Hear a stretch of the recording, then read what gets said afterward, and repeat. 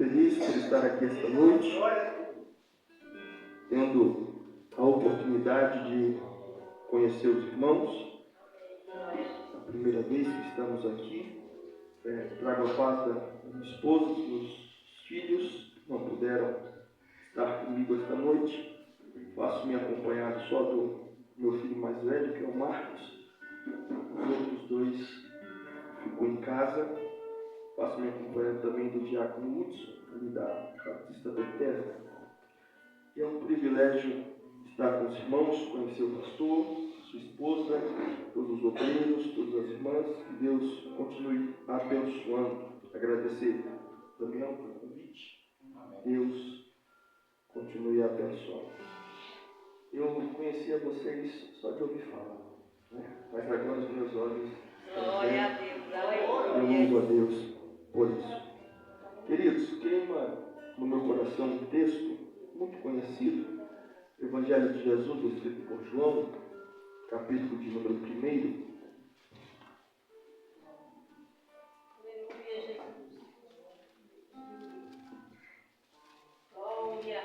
Evangelho de Jesus, escrito por João, capítulo de número 1. Quem achou diz amém? Amém. Graças a Deus.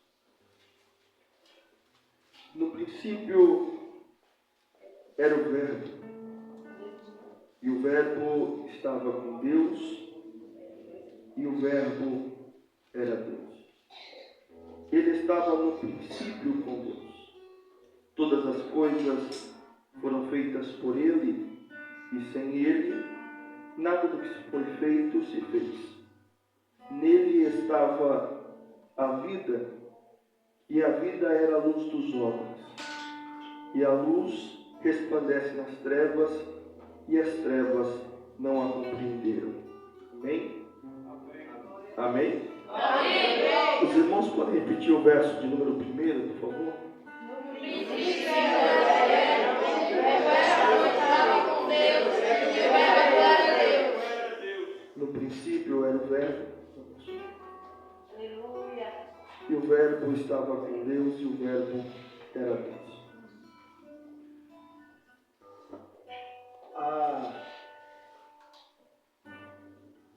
A Bíblia nos diz que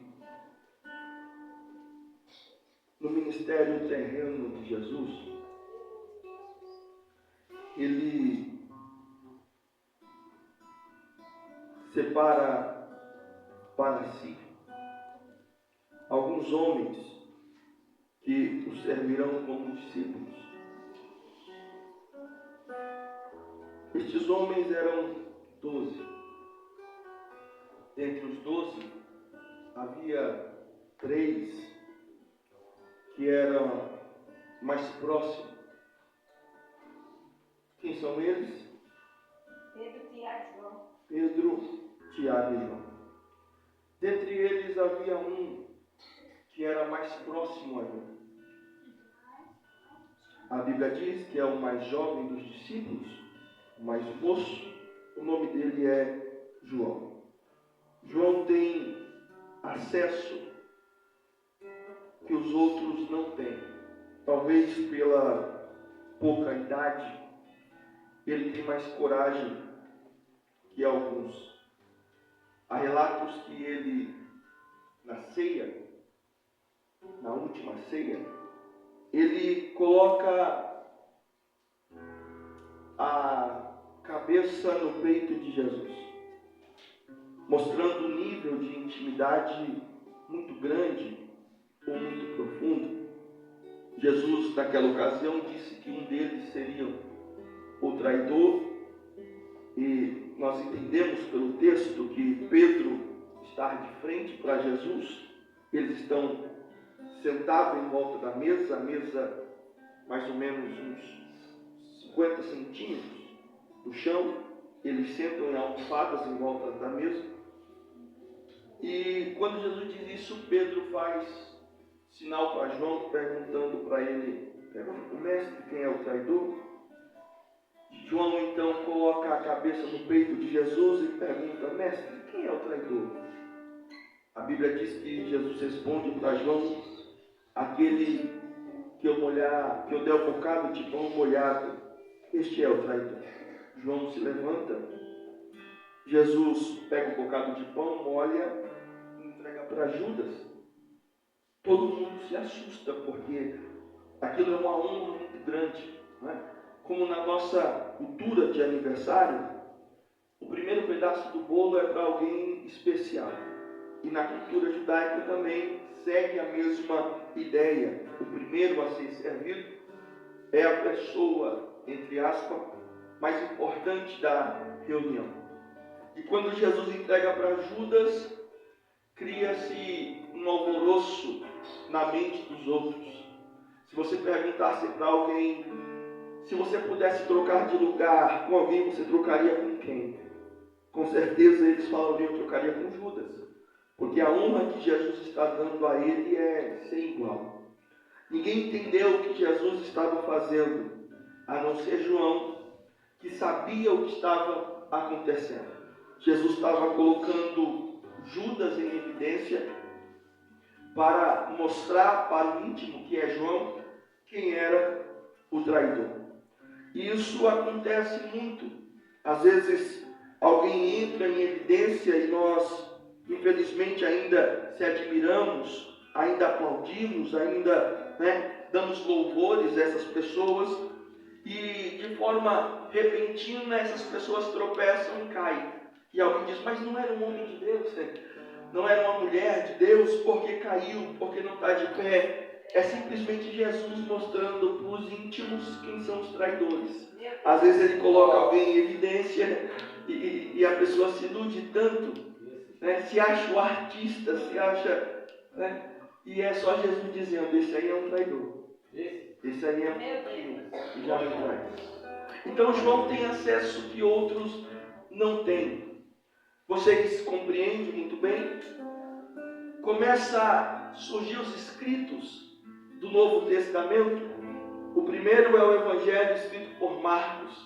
Provavelmente aí 55 anos da era cristã.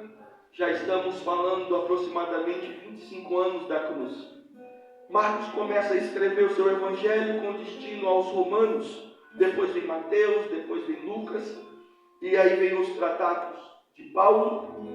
E num prazo de 20, 30 anos, todos os livros foram escritos. E aí há um silêncio, porque a história diz que todos os discípulos, todos os apóstolos morreram, com exceção de João. João é um senhor de idade, ele está pastoreando uma igreja em Éfeso, porque Jerusalém já tinha sido destruída no ano 70, e ele vai pastorear a igreja em Éfeso, e a igreja em Éfeso começa a crescer demais. Porque imagina comigo João pregando, As pessoas tinham uma ideia, será que Cristo existiu? Será que Jesus realmente era o Cristo? Essa conversa que ele nasceu de uma virgem, que ele era filho de Deus, será que realmente isso era verdade? Só que em Éfeso você via um camarada pregando que ele diz, é verdade. Eu coloquei a cabeça para ouvir o batimento do seu coração. É real. Imagina João pregando. Nós chegamos na casa de Jairo, a menina estava morta e ressuscitou. Eu fico imaginando João pregando. Nós chegamos em Betânia, Lázaro estava morto há 4 dias e ele ressuscitou. E ele pregava veementemente e as pessoas aceitavam a Jesus por causa da veracidade que João trazia na ministração da palavra. Uma coisa é você contar testemunhos de outros, outra coisa é você contar seu próprio testemunho. E toda vez que João começava a pregar, ele dizia, eu vi, eu estava lá. João é o único que subiu o Gólgota para ver Jesus sendo crucificado. João correu até o sepulcro quando Jesus tinha ressuscitado. Então a pregação de João era fortíssima, e a igreja em Éfeso começou a crescer, começou a ter tamanho, a ter volume, e isto para o governo da época era um problema, porque eles queriam manipular a igreja, e quando eles pregavam todas essas coisas que não acrescentam a fé, vinha João na contramão dizendo, olha, o evangelho é diferente, servir a Jesus é diferente. Então o Domiciano, que era O imperador da época, ele se incomoda com o crescimento de Éfeso e chama João para conversar. A história diz, Tertuliano escreve, um dos pais da igreja, que ele chama João para conversar e diz: João, é melhor você parar de pregar, porque senão eu vou ter que lhe dar uma surra em praça pública. E o velho João, ele diz: como que eu posso parar de pregar se ele mudou a minha vida, se ele mudou a você? Ele continuava pregando, e a história diz que Domiciano manda prender João.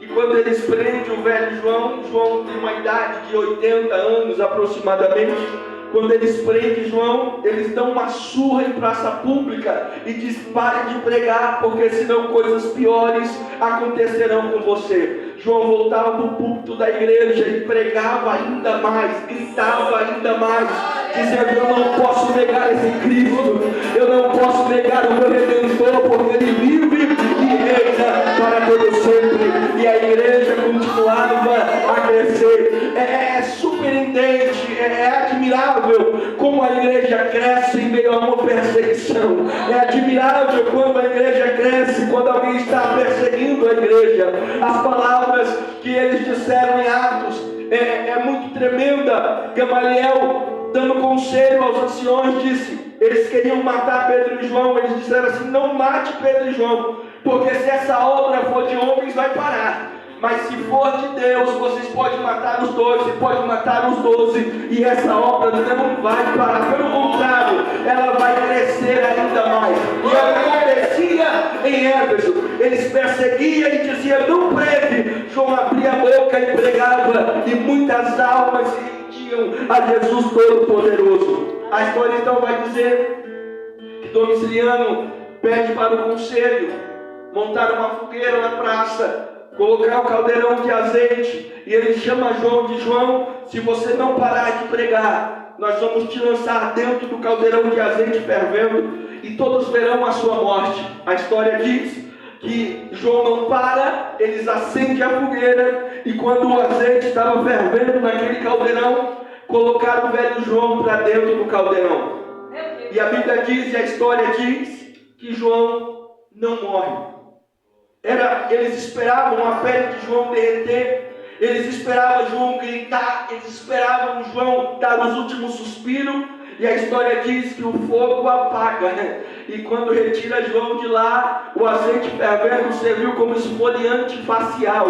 A pele do velho João estava como a pele de uma criança recém-nascida, e quando eles ficaram admirados com aquilo, João gritava: isso é o Deus Todo-Poderoso, isso é o Jesus que morreu na cruz e tem poder para dar vida e tirar a vida. E João pregava ainda veementemente, e a igreja em Éfeso crescia, e o nome de Deus era glorificado. Como as pessoas se assustaram que João não morria, eles disseram: não vamos mais tentar, já que não podemos parar João, vamos isolar João, porque aí eu quero ver o que é que João vai fazer pregando para as feras. Colocam ele na ilha de Patmos, isolado, e a Bíblia diz que no isolamento de João é o cenário perfeito, porque tem alguém que quer conversar com ele, e esse alguém é Jesus de Nazaré. Ele está isolado na ilha de Patmos. João começa a ter visão e revelação do céu. O próprio Cristo aparece e diz: João, eu quero conversar com você, porque quando todos te abandonarem, eu estou contigo. Quando todos virarem as costas para você, eu estou do seu lado, eu sou fiel e vivo para sempre. Eu não sei se você se lembra das palavras do profeta Isaías, diz assim: pode ser que uma mãe que amamente venha se esquecer do seu filho, mas se todavia isso acontecer, eu, Senhor Todo-Poderoso, não me esquecerei de você.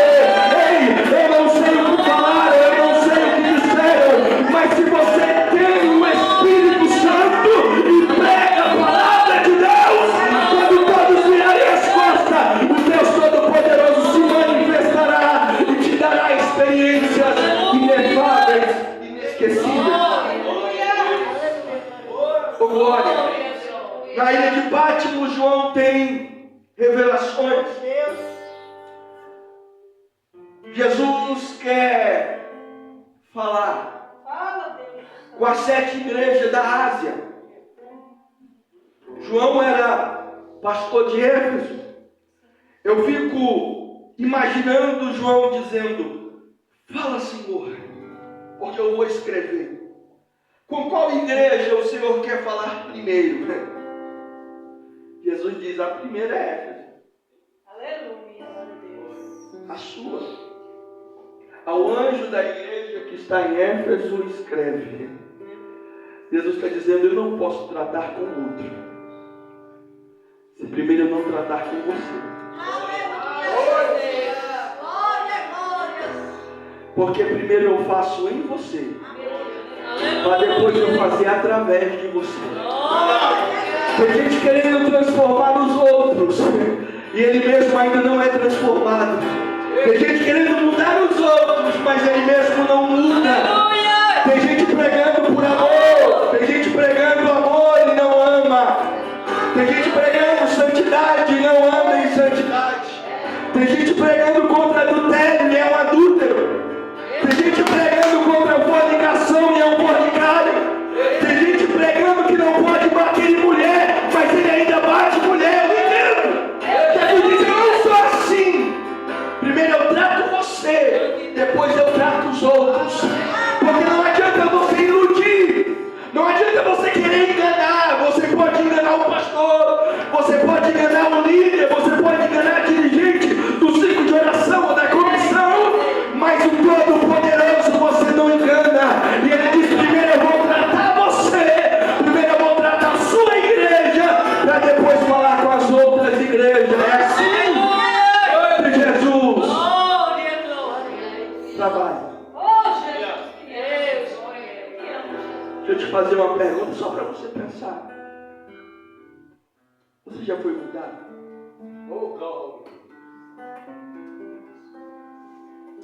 Já houve em você uma mudança ou ainda não?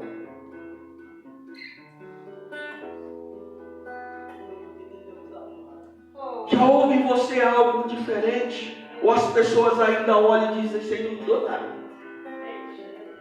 Não. Se as pessoas olham para você e não vêem mudança, por favor, não tente mudar os outros. Mude você primeiro. Porque eu acredito que já é a última hora da igreja.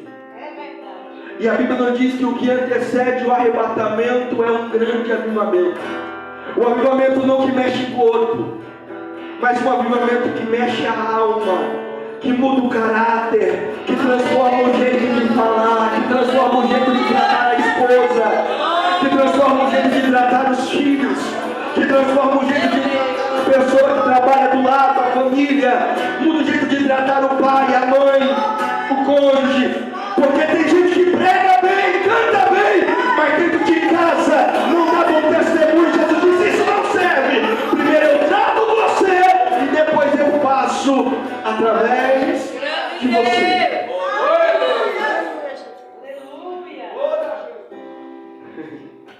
Você não precisa, como foi cantado aqui, você não precisa pregar bonito e nem cantar bonito. Mas você tem que mudar o caráter. Porque se não tiver mudança de caráter, não há evangelho. Se não tiver transformação, não é evangelho. Que Deus é esse que muda tudo e não muda o seu jeito? Que Deus é esse que faz o paralítico andar, que não faz você tratar bem a sua esposa? É isso que Jesus está dizendo para João. E as palavras de Jesus para a igreja de João é um pouco dura. Ele diz assim: lembra-te, pois, aonde caíste. Volta e pratica as primeiras obras. Como é que pode Jesus falar isso com João, que está preso na ilha de Patmos por causa do Evangelho? Como é que pode isso? Como é que pode? João, depois de apanhar, depois do caldeirão de azeite fervendo, depois de ser isolado na ilha de Patmos, ouvir essas palavras de Jesus. O que Jesus está falando? O que Jesus está chamando a atenção de João? A história diz que há pelo menos 30 anos, desde os últimos tratados, os apóstolos haviam morrido, só havia João. E a preocupação de João, talvez por causa da idade, era Éfeso. Só que Jesus não morreu na cruz por causa de Éfeso. Jesus morreu na cruz por causa da humanidade. Jesus não morreu na cruz por causa de você. Jesus morreu na cruz por causa da humanidade. Por isso que ele sempre adverte: ide por todo mundo, pregar o evangelho a toda criatura. Porque não foi só por você. E aqueles que aderem à fé devem trabalhar para o cumprimento do propósito, que é anunciar o evangelho a toda criatura. Glória a Deus. E há um problema na igreja nesses anos. Porque como não tinha mais discípulos, como não tinha mais apóstolos, a Bíblia fala, Pedro fala, Paulo fala, Tiago fala, Judas fala, que há um problema na igreja entre o ano 70 e 80. As pessoas estão pregando nos púlpitos que Jesus não existiu.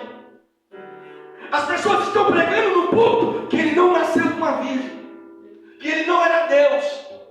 E o único que era testemunho ocular era João. Mas João estava preocupado com Éfeso. Isso é interessante, porque quando nós olhamos para Jonas,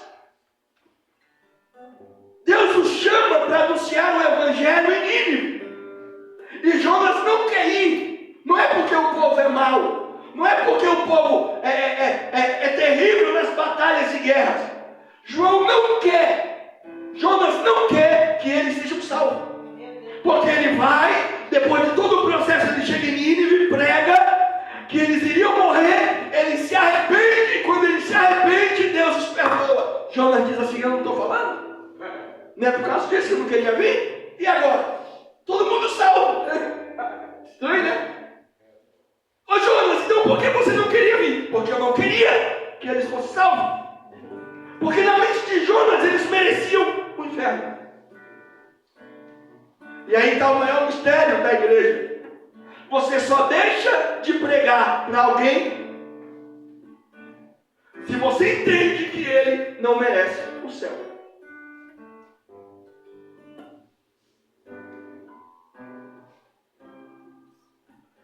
Você quer que o seu filho vá para o céu?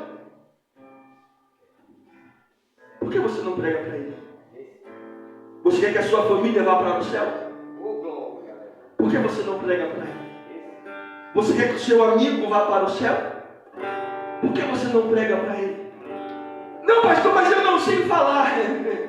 Não está condicionado a isso. Não, mas eu não tenho uma boa oratória, eu não tenho estudo. Não está condicionado a isso. É mandamento: ide e pregai. Mas eu não sei falar, então viva. Porque só gente que você vive, você é capaz de atrair pessoas para o reino de Deus. Porque o camarada roubava e não rouba mais. Alguém olha e diz: está diferente. Alguém era adúltero e não adultera mais. Alguém olha e diz: está diferente. Alguém era mentiroso e não mente mais. Alguém diz: está diferente. Alguém era fofoqueira e não fofoca mais. Alguém diz: está diferente. E quando perguntarem por quê, está diferente, a resposta é uma só: porque eu conheci Jesus. E Jesus mudou a minha vida. Eu conheci Jesus. E Jesus mudou a minha vida. É o suficiente para você ganhar pessoas para Jesus. Viver para Jesus. E eu tenho uma felicidade de nascer em um lar cristão.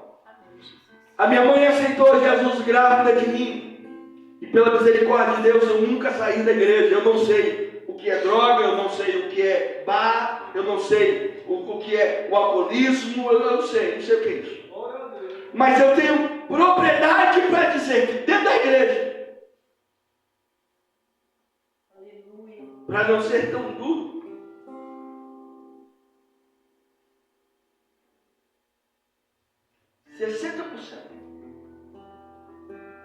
não vivem uma transformação. Eles vêm para a igreja e querem viver do mesmo jeito. Eu sou nascido e criado dentro da igreja. Eu posso afirmar isso. 60%. É igual a multidão que seguia Jesus. Seguia pelo pão. Jesus disse isso.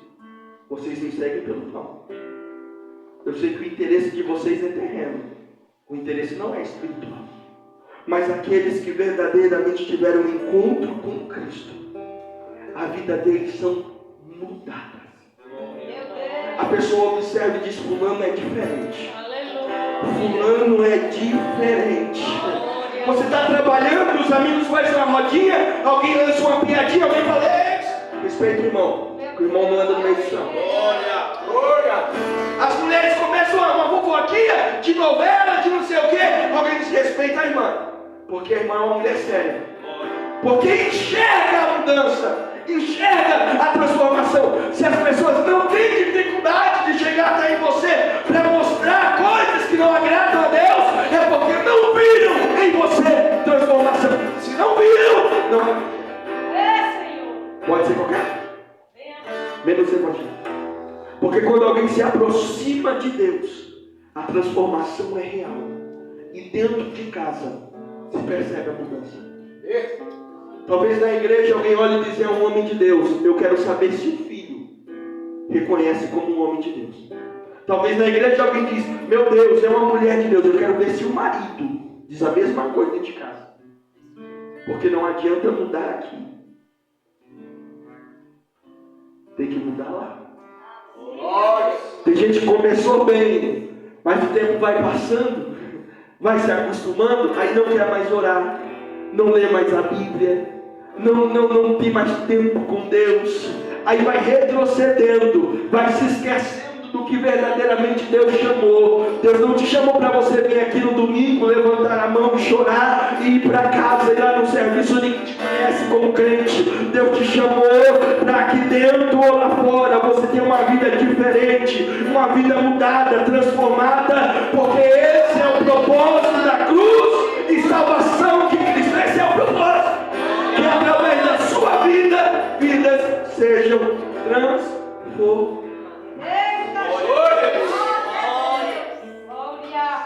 Jesus está chamando a atenção de João.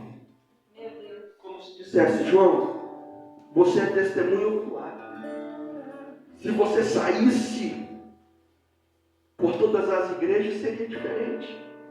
Se você falasse com todas as igrejas, seria diferente. Porque se alguém está pregando que Cristo não existiu, você é testemunha que Ele vive para todo sempre. Se alguém está pregando que Ele não era Deus e simplesmente era homem, você é testemunha que Ele é Filho de Deus, o Todo-Poderoso.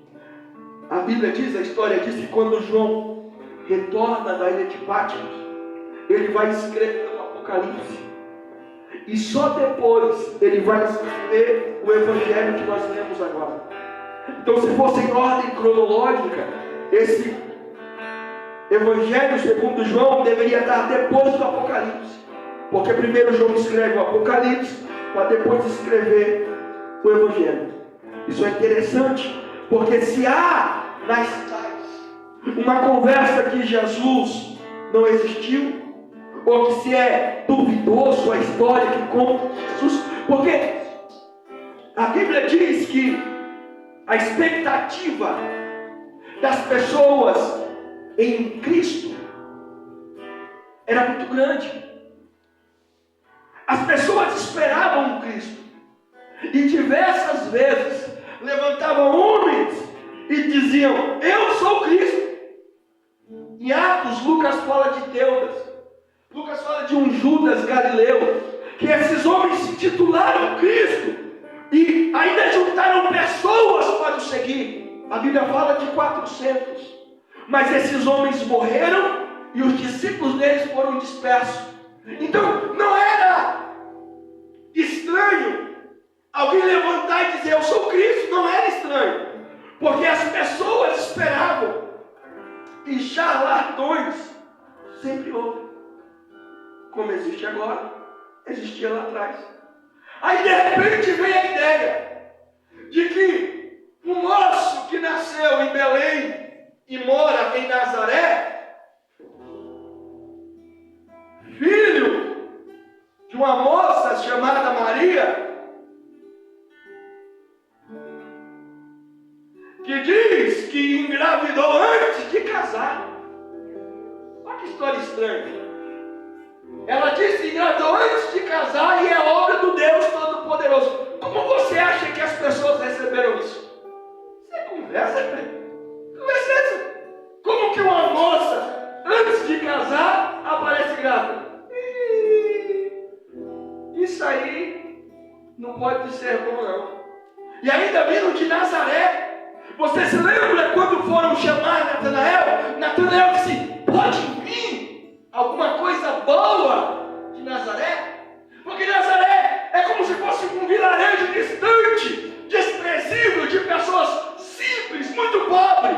Como pode um rei vir de Nazaré? Então tinha todo esse preconceito. E detalhe, a Bíblia diz que quando ele ressuscitou, Pilatos chama os guardas que estavam guardando o sepulcro e diz assim, ó, eu vou pagar vocês para vocês dizerem que os discípulos roubaram o corpo.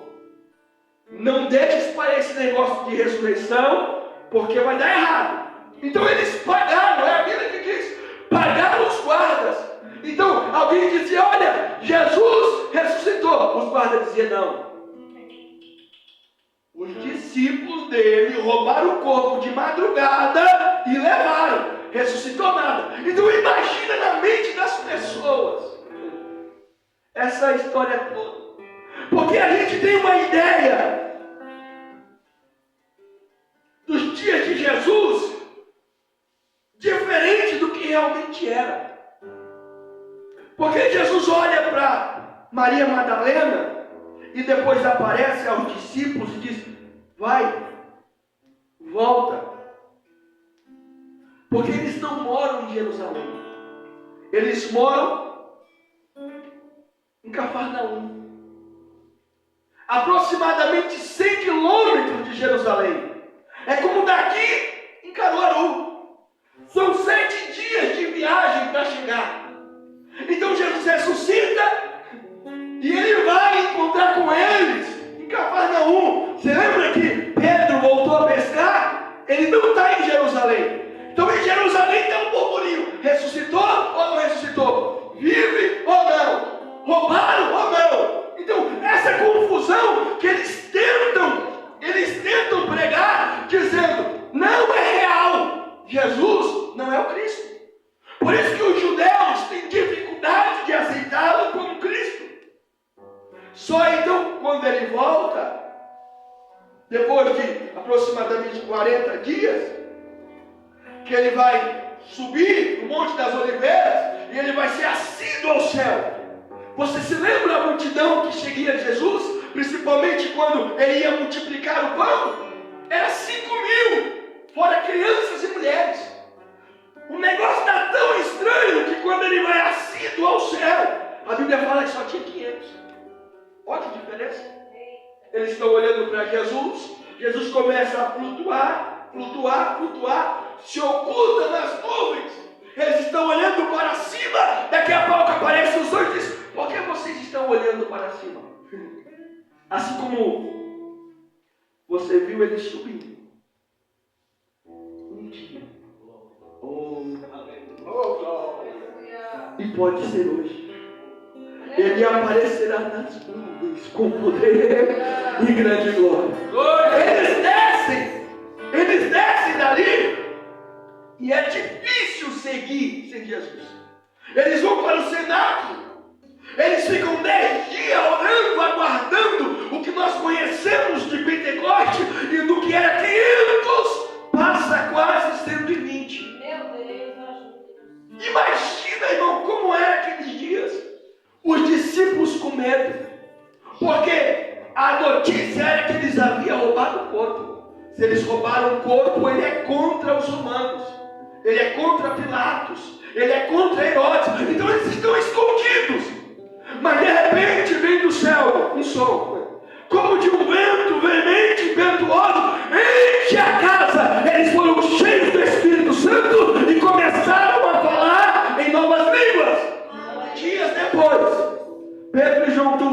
subindo a hora da oração, a hora nona.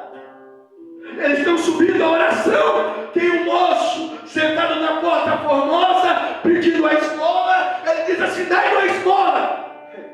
Pedro e João vindo da oração, olha para ele e diz: nós não temos prata e nem ouro, mas o que eu tenho, eu te dou.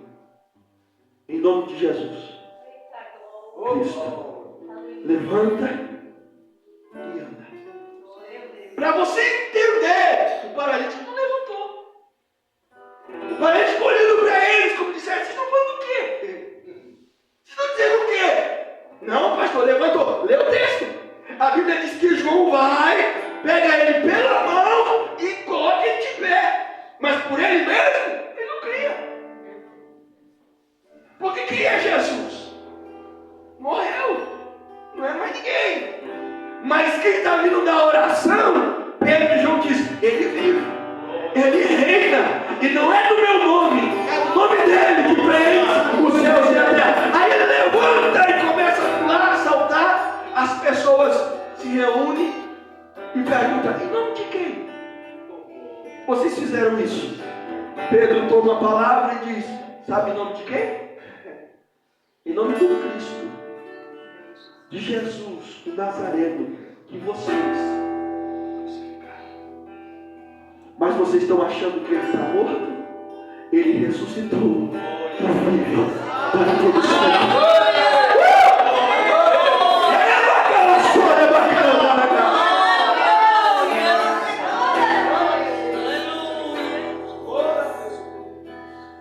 As pessoas têm dificuldade de crer, porque a igreja se espalha.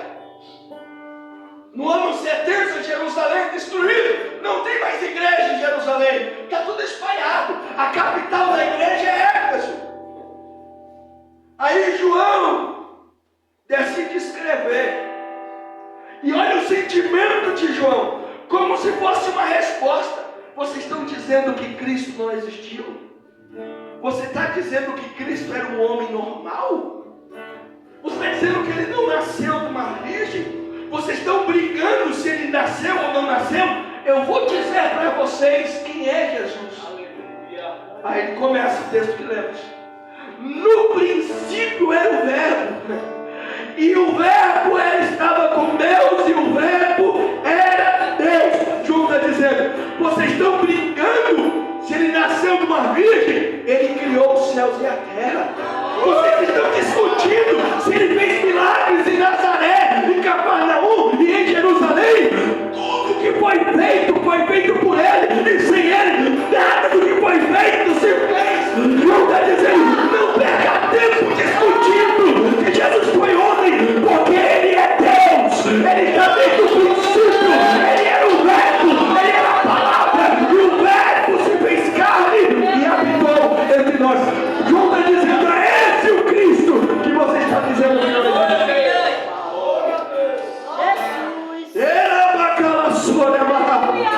E João diz assim: vocês estão pensando só na criança que saiu de Maria? Então eu vou explicar para vocês quem é Jesus. E se você colocar esse versículo na ordem cronológica, sabe de onde era para estar isso aqui? Até o verso de número 4, até o verso de número 3, sabe de onde era para estar? Antes de Gênesis.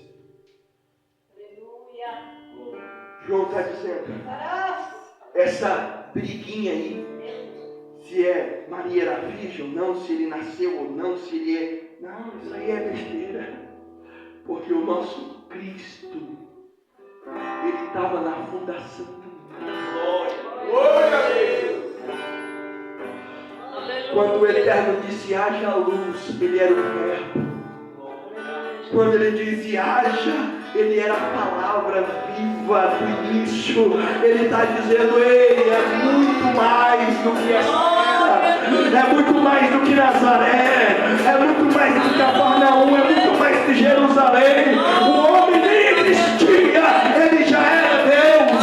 Oh, o planeta nem existia, porque ele era o Criador de todas as coisas.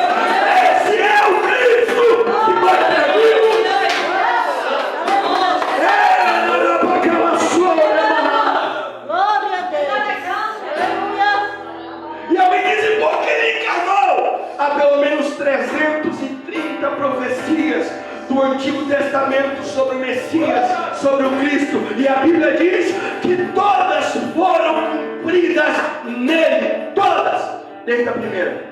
Alguém diz, qual é a primeira?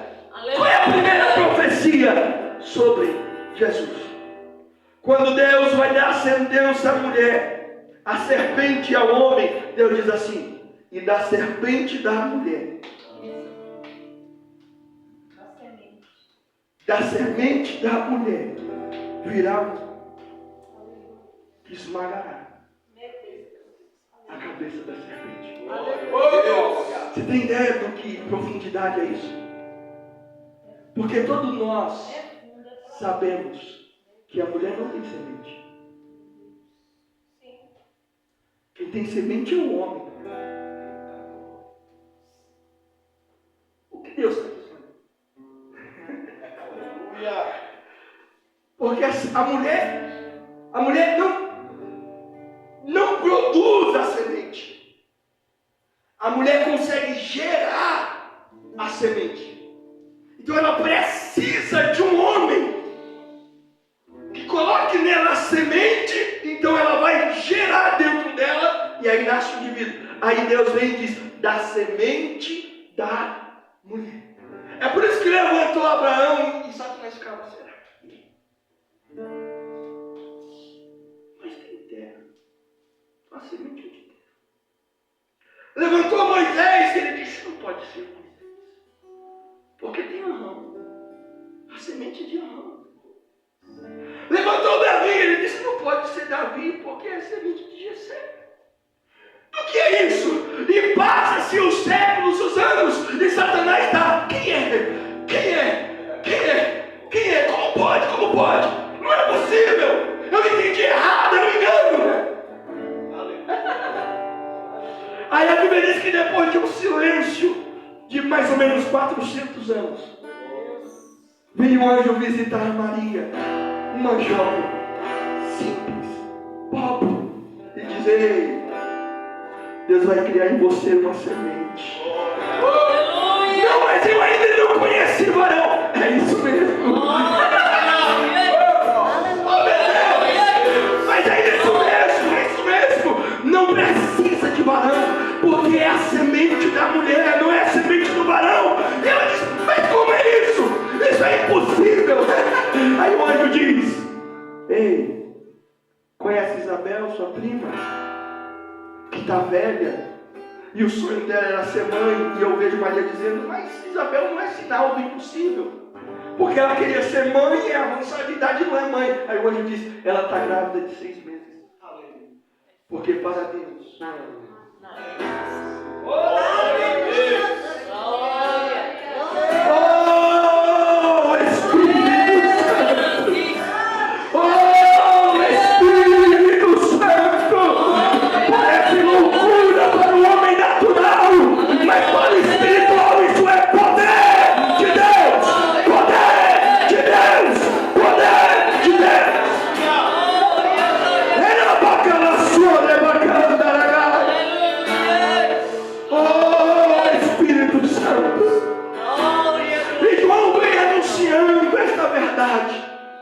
João vem pregando esta verdade, dizendo, ei, não se perca no falatório.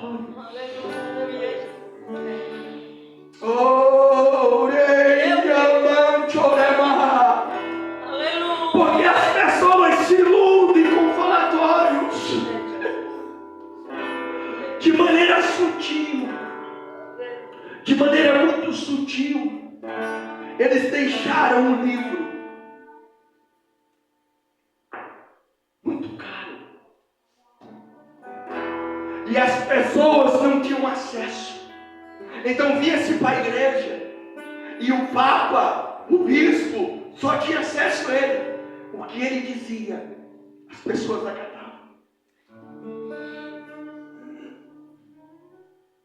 Infelizmente, a raiz ainda fica em nós, porque muitos de nós têm acesso, mas não lê. Se eu fizesse uma pergunta simples aqui, já leram a Bíblia? Toda. Glória a Deus, aleluia. Não, mas eu prego. Não, mas eu sei. Não, mas eu canto. Não, eu também sei. Eu quero saber se você já leu. Ah, pastor, mas eu começo a ler e não entendo nada.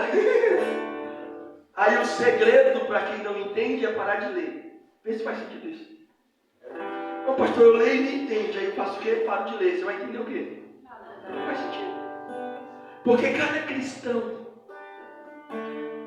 que aceita Jesus como Salvador, ele devia ter o compromisso de ler pelo menos uma vez a Bíblia. Aleluia. Por quê, pastor? Porque nela contém a verdade. E por que os homens não gostam de ler? Porque ela contém o que os homens odeiam. O que, pastor? A verdade. A gente está brincando, em muitos lugares brinca, né, com libertação, com culto de libertação. Pastor, errado, não estou dizendo que é errado, não estou dizendo que é errado, não. Mas tem alguma coisa estranha, porque a pessoa vem, cai possessa, é liberta, vai embora. Amanhã volta, cai possesso de novo, ora, liberta, vai embora. No outro dia vem, cai possesso de novo, ora e vai embora. Aí a pessoa diz, não vou mais não, porque toda vez que eu vou lá eu caio. Mas não era para ser liberto. Mas o que liberta?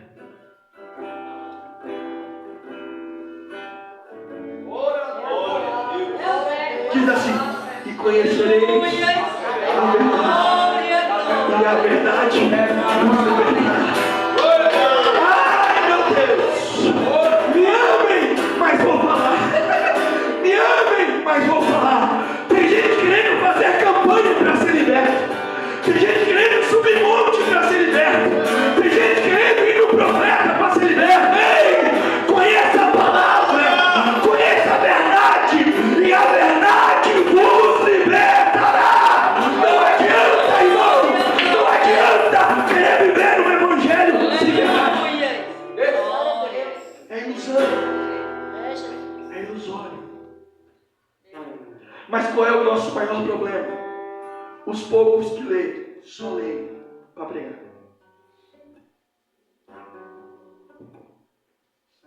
E se você abre a Bíblia para ler, só quando você sabe que vai ter oportunidade, você está muito distante de Deus. Porque você tem que meditar, esconder ela no seu coração. Guardei a tua palavra no meu coração. Para pregar para a igreja, não. Para pregar no congresso, não. Para ficar famoso no TikTok, não. Para aparecer no YouTube, não. Para quê? Para não pecar contra ti. Ele me disse, eu vou acabar fulminar. Este é o Cristo que eu vim anunciar esta noite.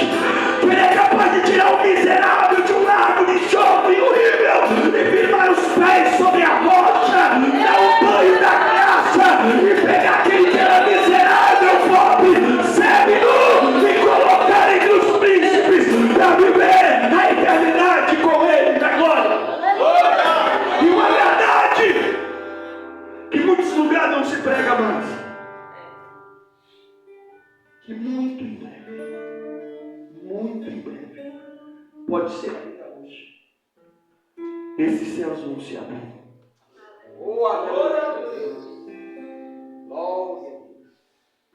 A Bíblia diz que ele aparecerá nas nuvens. O Espírito Santo vai juntar a igreja e nos levará para o encontro dele.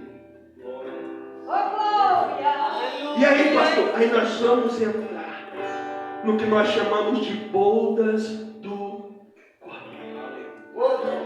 Nós vamos nos assentar em volta da mesa. O próprio Cristo fez um pacto, uma aliança, que ele só vai voltar a tomar do fruto da vide quando nós, a igreja, estiver com ele. Você acha que ele estava brincando? Ele vai passar, vai nos servir. Tomar e comer, este é meu corpo para partir do hoje nós fazemos assim: tomar e comer, esse é meu corpo que é partido por vós, fazer isso em memória de mim. Lá em cima ele vai dizer: tomar e comer, esse é meu corpo que é partido por vós, fazer isso olhando. Glória! Fazer isso olhando. Aí você pega o pão, olhando para ele. Você pega o pão, olhando para ele. E o Pedro junto diz assim: e o veremos como ele é. Não como Cristo na cruz sofrido, mas ressurreto. Está dentro do Pai. Essa é a base da nossa fé. A igreja será arrebatada e a igreja pura, santa, lavada no sangue do Cordeiro, estará com ele nas mansões celestiais. Se alguém ainda acredita, glorifique a Deus. O mundo não quer, mas a igreja verdadeira grita: Maranata, ora vem, Senhor Jesus. Maranata, ora vem, Senhor Jesus. Maranata, ora vem, Senhor Jesus. Maranata, ora vem, Senhor Jesus.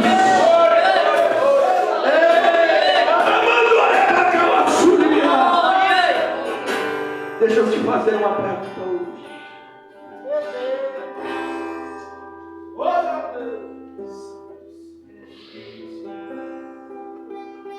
Se hoje for o dia do arrebatamento da igreja, Meu Deus, nos ajuda. será que você sobe?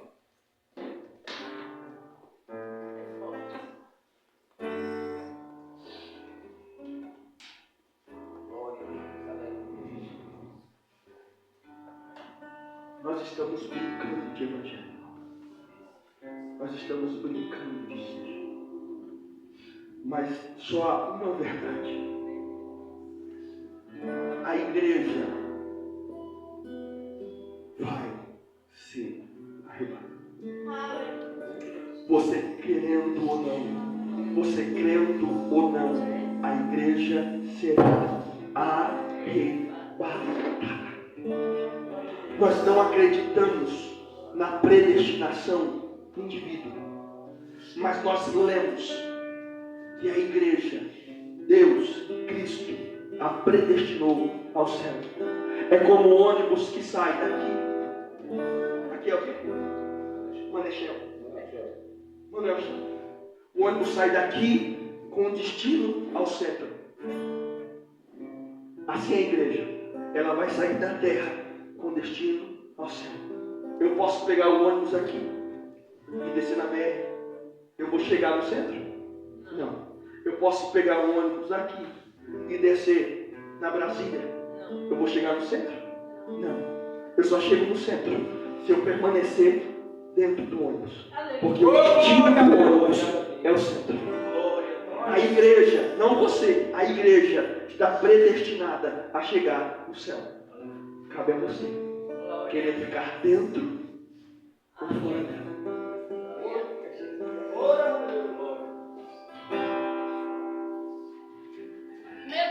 Pare de brincar. Um pezinho dentro e um pezinho fora. Pare de brincar. Porque lá não vai entrar meio. Lá só vai entrar completo. Porque no meio você é morto. E no Apocalipse ele diz: ei, assim como não és crente, nem frio, és morto, eu vou vomitar. Porque o crente morto, nem igreja, nem mundo, causa ânsia de vômito em Cristo. Esse não vai para o céu. Mas todo aquele lavado e remido, que acredita que no princípio era o verbo era Deus e estava conosco. Esse sim irá gozar da eternidade com Cristo. Se você recebe essa palavra de bom grado, aplauda o Senhor esta noite. Deus abençoe.